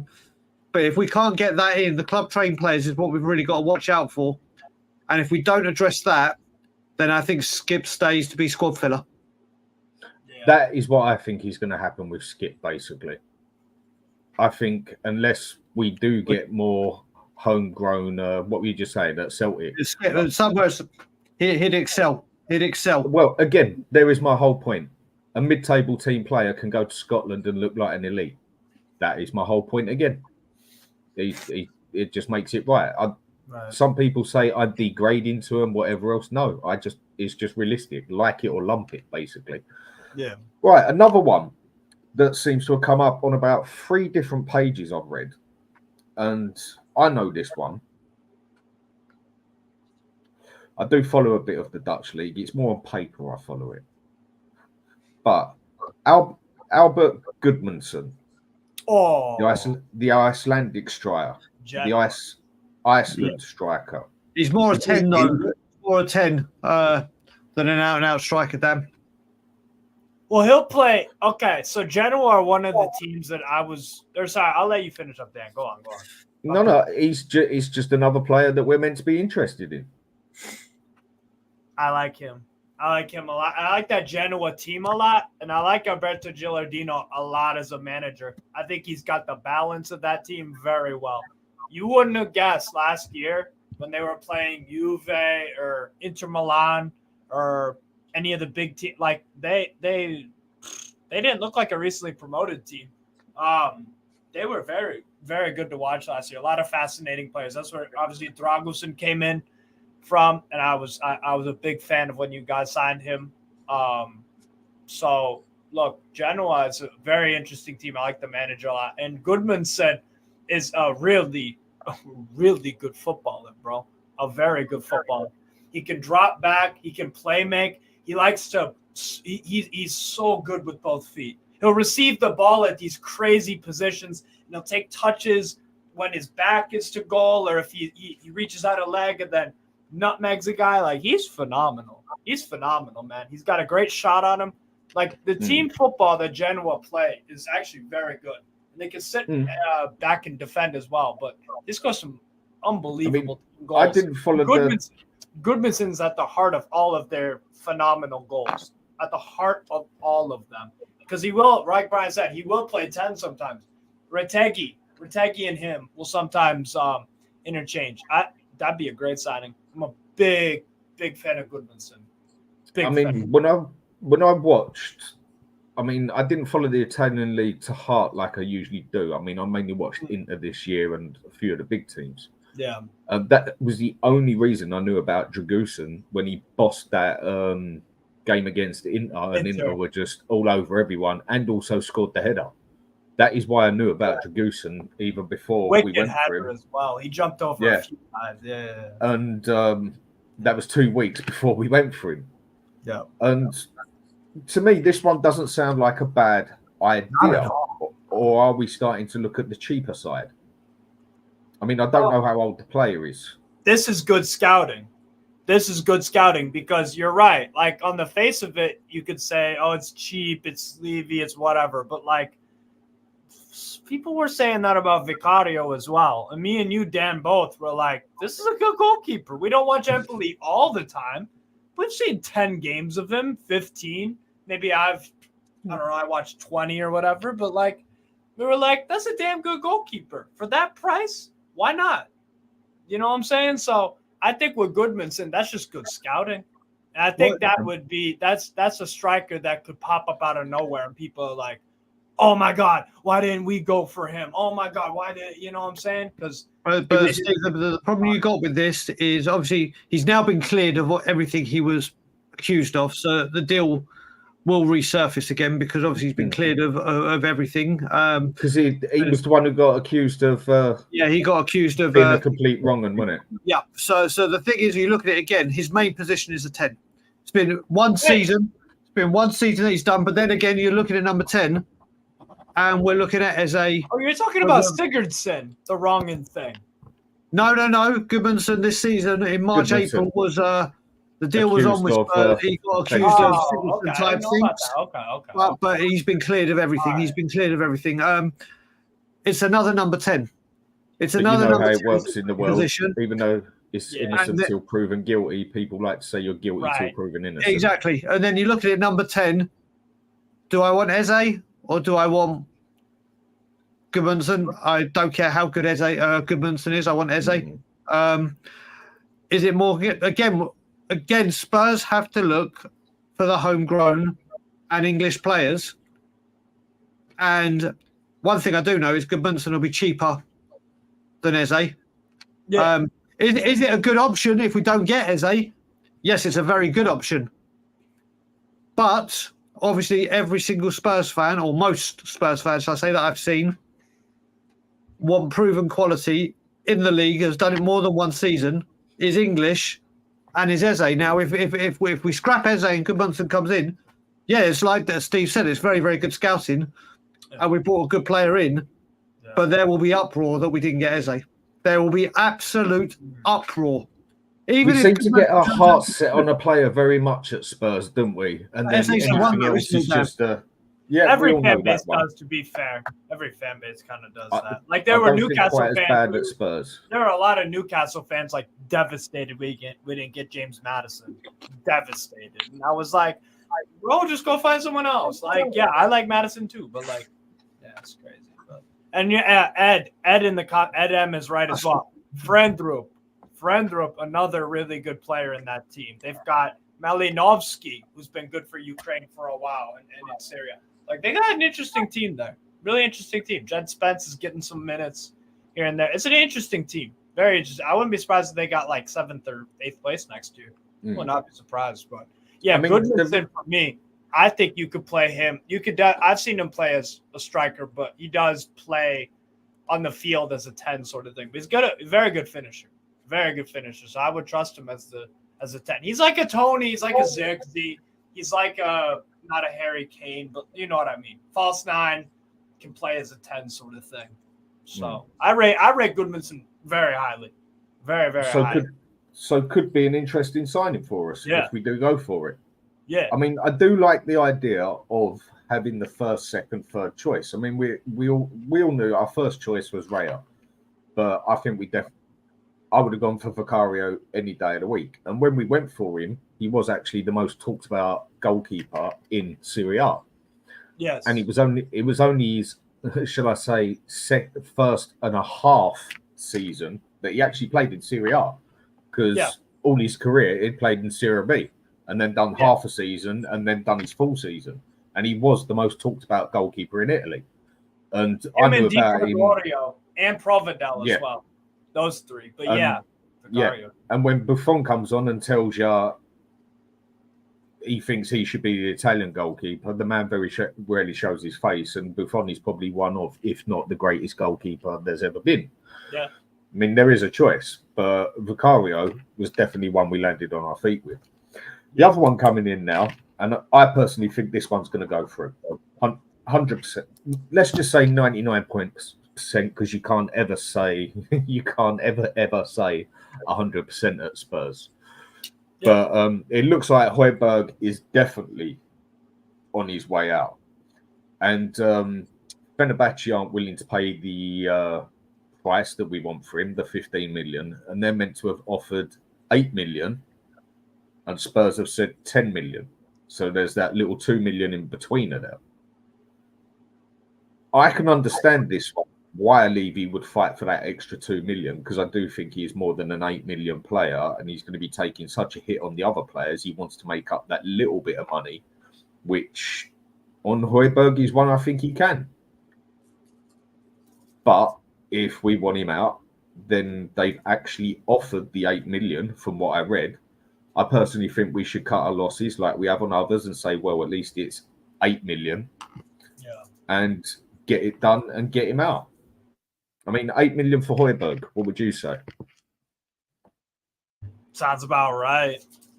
Really, I wouldn't pay more than 8-10 million. Like for you guys, again, I think it's always. I always go back to Spurs. It's always an ambition thing, and it's always like Brian said, like get your business done. Who cares if the transfer window isn't open? Announce some signings, do some deals. Like let's get it. Let's get moving. You know what I'm saying? Like if I was a Spurs fan, I'd want to see you guys making moves. Selling or buying, get them out, get them in. Like let's move with some kind of some purpose, sort of thing. So if it's Hojbjerg, like again, I don't rate the player super highly. I think he's very good for Denmark. He's really good for like the other day against Sweden. They stick him as attacking midfielder for Denmark half the time. Yeah, and it works in that team though because they kind of play dual 10s. Sometimes with him and Eriksson running the show. Eriksson will drop back a bit to kind of play make, but I don't know. I would just get rid. I would get rid. Right? He wants out as well, doesn't he? Yeah. This Hojbjerg drama that we're having now, right? It's a very simple thing. If I'm not mistaken, there are two clubs that is looking at him. One is Napoli, and the other one is Fenerbahce, right? Since Fenerbahce has already offered £8 million, right? I guess but Napoli haven't offered anything.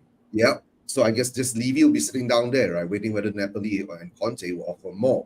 So if it doesn't, Mourinho and Conte, you understand why.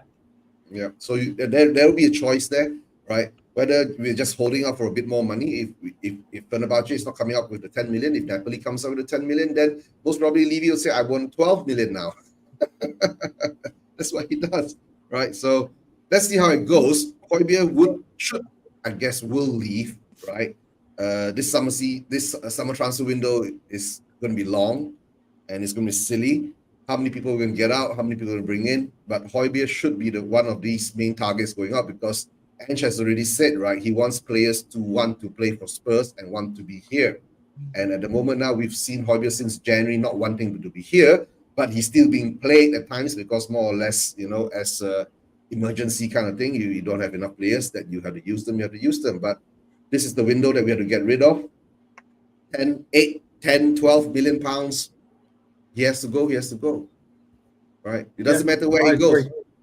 I don't care where he goes, just as long as he goes. To me, that's how I see it. I mean, it is true. Atletico were interested, but it looks like it was just a looking about. The one that has put in the solid bid for him, supposedly from what I've read, is Fenerbahce.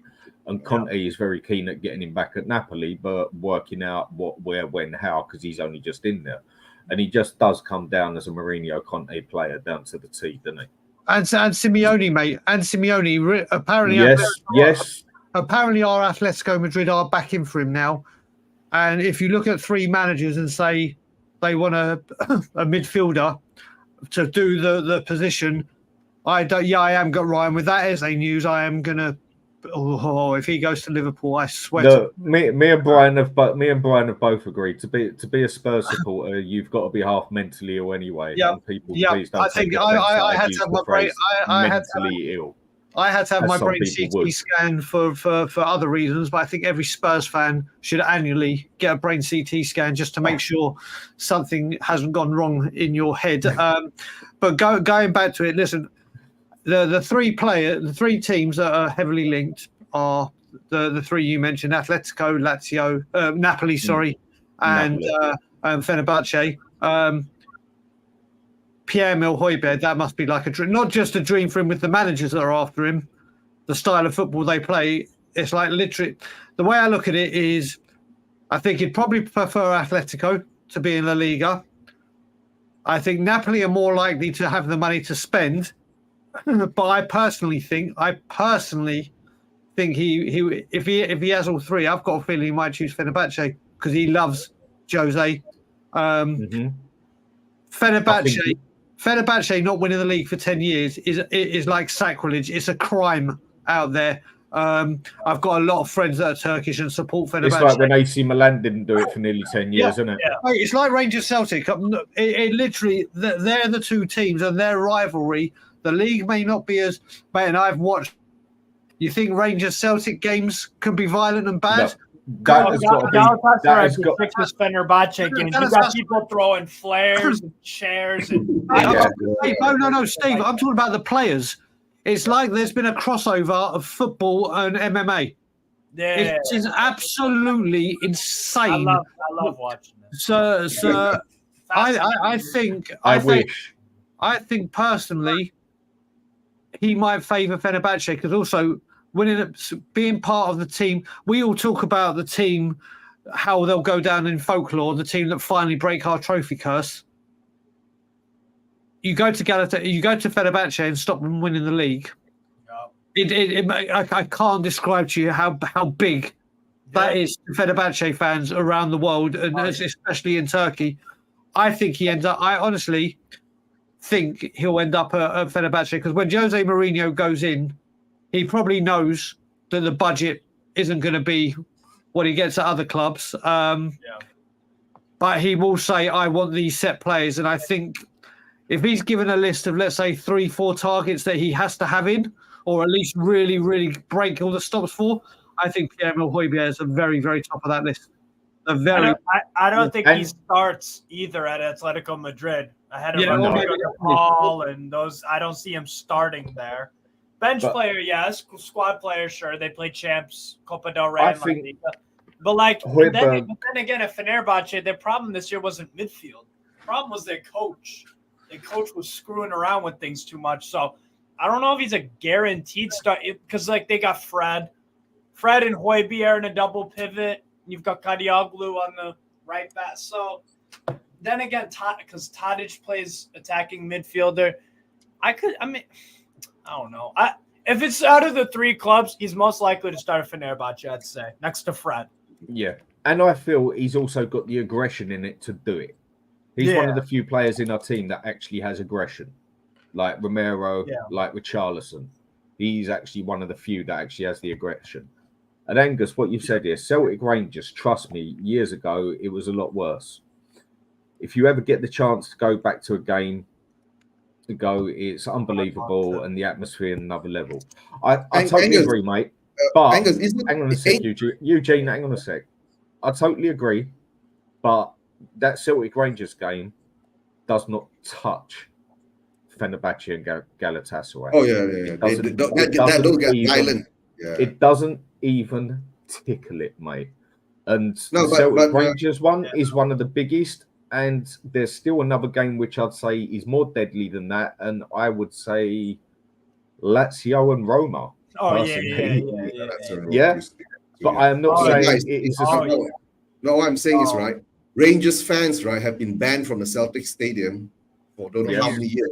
3 years. Yeah, so I think for 3 years. So I think next season they're going to be allowed back in again. Let's see what happens there, right? But guys, to tell you the truth, right, there was even a worse incident that happened, I think, somewhere in Indonesia about 2 years ago. Oh, yeah. Remember that one? Yeah, that was real bad. That turned the world. I don't hundreds of people got hurt. There was like a full riot. Hundreds of people died. Or died, yeah. So that was bad. So I mean, you even look at something like River Plate and Boca Juniors. Boca. Yeah. Bro, Club America versus Chivas Guadalajara. Like you don't want to be. I mean, it's like one Ryan saying here with the news and that. Diligier is up for sale this summer. Bayern needs some revenue and want to save his wages. I don't think it's the Bayern need revenue. They don't.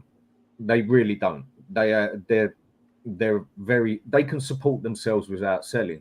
What I think has actually happened here is with someone who was seen very, very good at Ajax, and he was very good, and he couldn't handle the defending in the Italian league with Juventus. And if you can handle defending in the Italian league, that is what one of the main thing about the Italian league is defending. Right. And he's then gone over to Bayern Munich, and it seems they want to let go of him as well. This For is a me- bad decision. It's a very For bad me, decision. for Very me, it's saying something. And personally, from what I've seen of him, when I have saw him at Juventus, I did think he ain't as great as it's made out.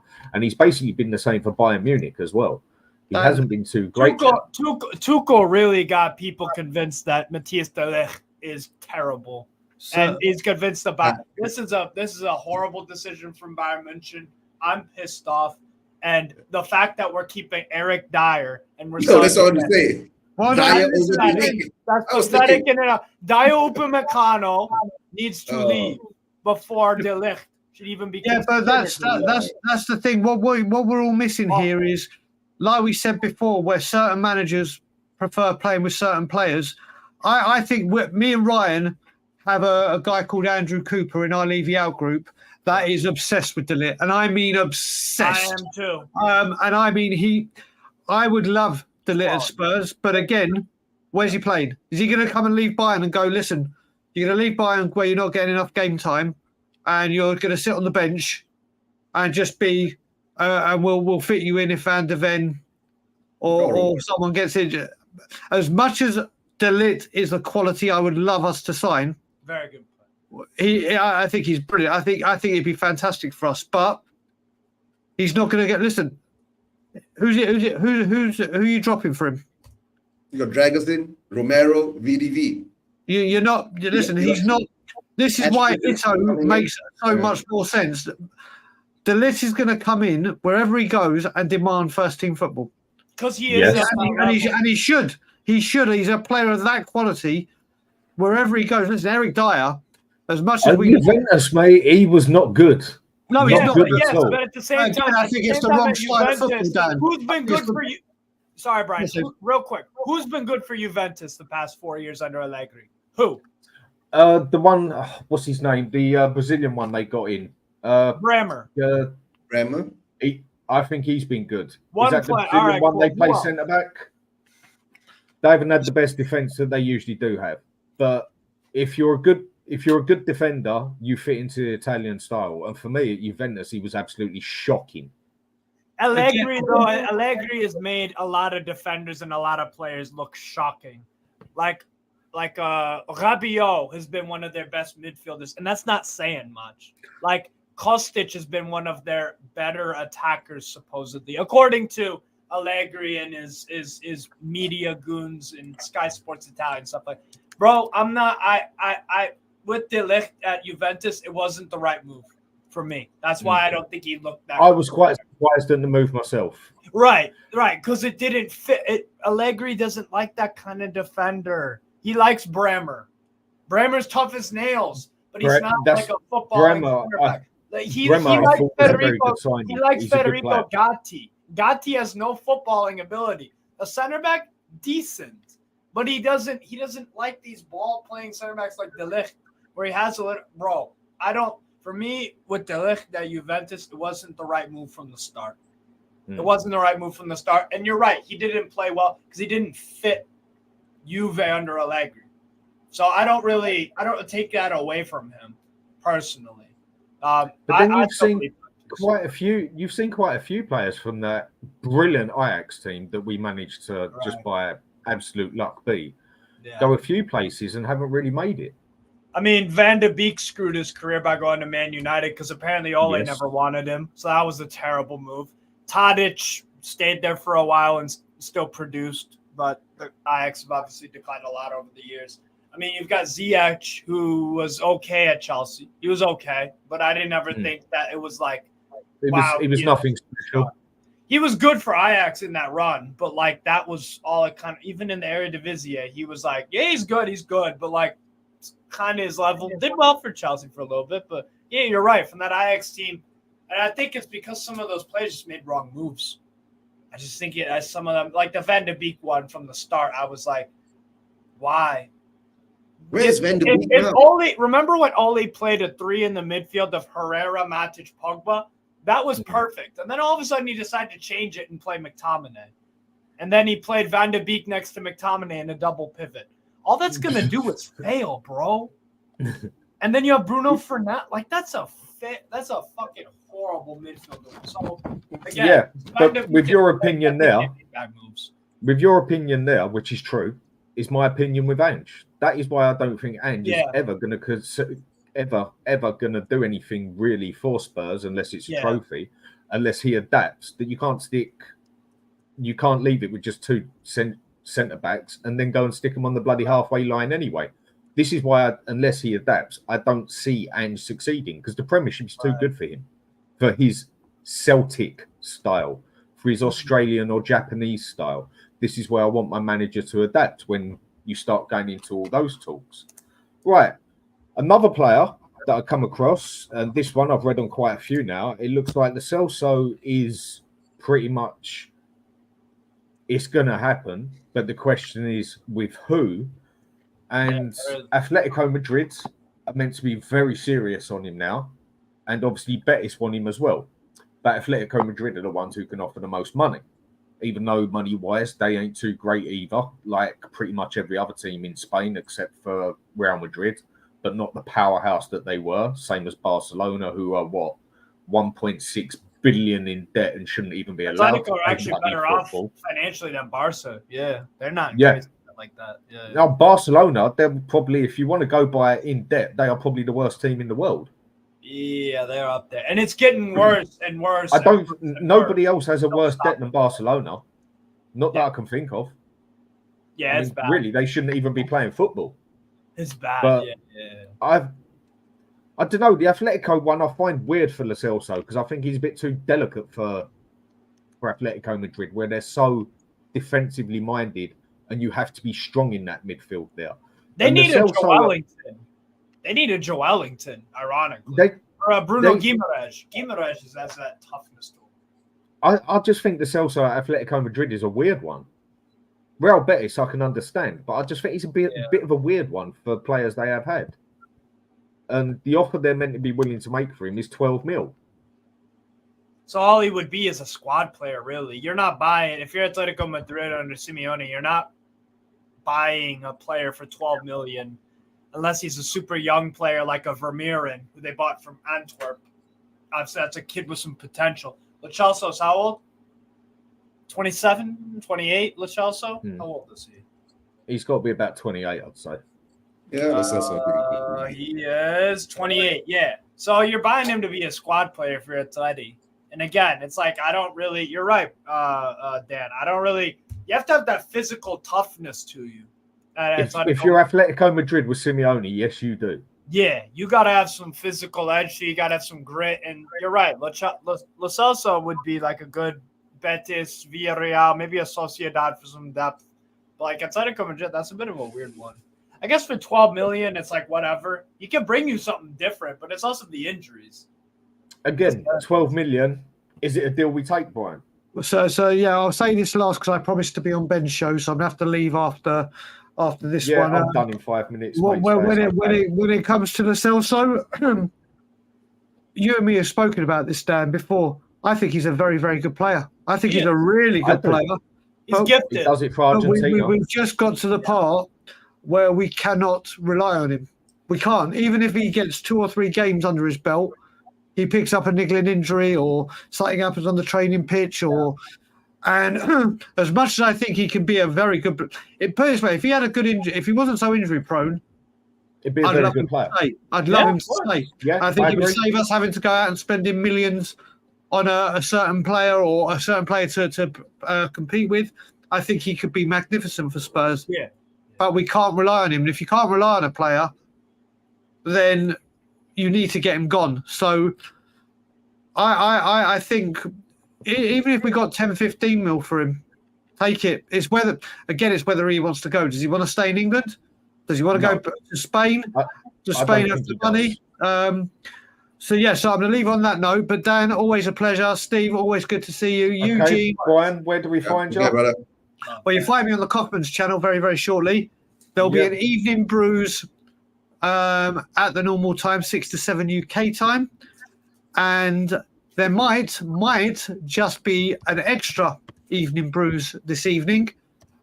Just having a look with Ryan, and maybe we'll get a few guests on. We don't know yet. We'll see what's going on. Discussing the Euros.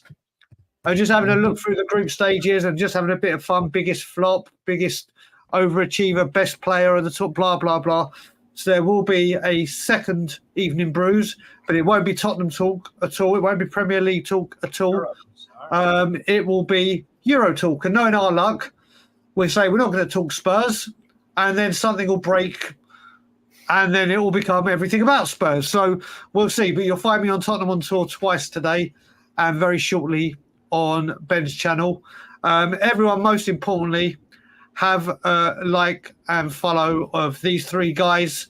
Dan, like I said, always a pleasure, brother. It's becoming a nice ritual to wake up and chill with you, brother. Steve and Eugene, I'll speak to you soon, brothers. And as always, Levy out. Okay. And basically, I'm going to end it on that one as well. So everyone go to Kaufman Show. I still haven't realised that, found out how to throw it over on here. Someone will show me sooner or later. So if everyone can go over there and just say you got raided by HotspurHood. Strasbourg, Steve, where do we find you, mate? Yeah, on YouTube, Strasbourg Steve. I'm probably gonna do a Euros. I've got to do my Euros prediction video brackets still. Probably do a video on one player to look out for from every Euros team, and I might do Portugal Ireland watch along tonight. Not sure what I'm doing Wednesday, Thursday. There's some game out there that I'll do a watch along for probably. So yeah, big up to you guys. Love chatting it up with y'all as always. So yeah. Okay. And Eugene, thanks for coming on. And Eugene? Yeah, you can find me on Spurs Vision TV, right? Actually, at the moment now, I'm looking at the Malaysia versus Chinese Taipei World Cup qualifiers. Right? Malaysia's playing. That'd be a good one. I ain't going to do a watch along for it. I thought about it, but since I'm already on here. But thanks for having me on, Dan. Good to meet up with you again, Steve. Right? And like I said, like my brother Brian, as always, DV out. So, I'll say my one thing that I do at the end of every show. I don't ask for it often. If you can give us a like and subscribe, it's appreciated. Thanks for Brian coming on. Eugene, Strasbourg, Steve, thanks for coming on. I might be on tomorrow morning if there's some decent transfers to talk about. That's why I always leave it to the last minute, because if there's nothing decent to talk about it or whatever, I just can't bring myself to go on a show and just repeat and repeat and repeat it. It just boring. It just does get your head in. Yeah. And what's that saying there, Dan? I can help mod for you, bro, if you want. Yes, give me a minute at the end of it, and I'll be able to do that because I've learned how to do that. So everybody, hope you have a good afternoon, and hope the rest of the day's good. If you're in South East London, you're a bit stranded because it's pissing down with rain out here. But then you can always watch a channel like this. Everybody, have a good day, and I'll catch up with you as soon as possible. See you later. I'ma turn it up and then I'm gonna take it down.